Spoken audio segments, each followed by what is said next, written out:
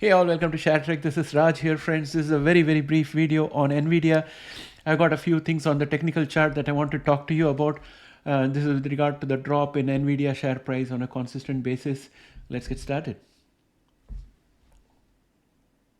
Welcome back, friends. We are in the chart for Nvidia, and in this chart, each of the candles is a one-day candle, and you can see that Nvidia has had a very spectacular growth, and many people made profits out of it.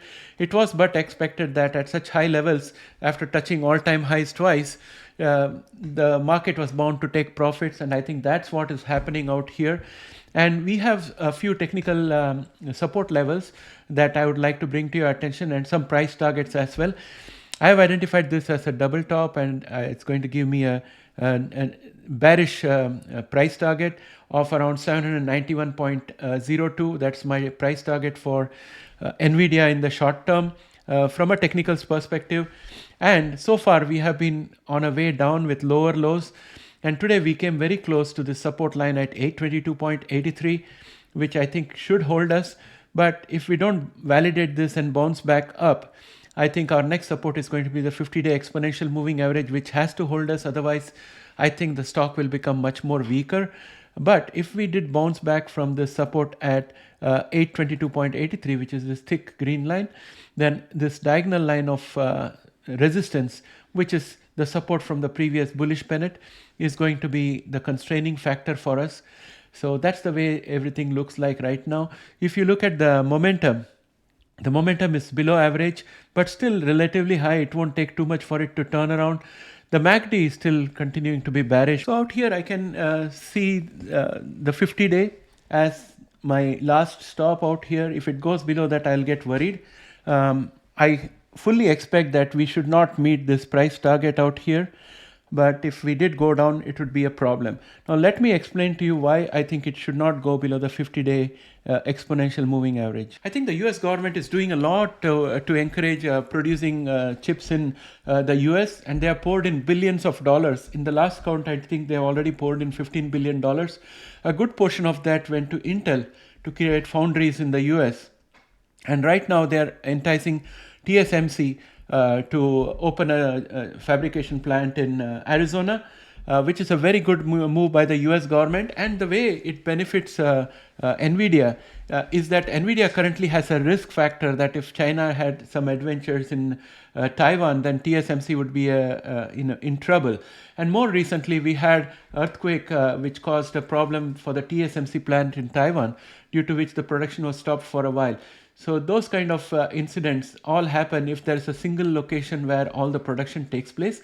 And thanks to the US government's offer that TSMC cannot refuse, they are likely to start up in Arizona and take the money, the funding, and get started.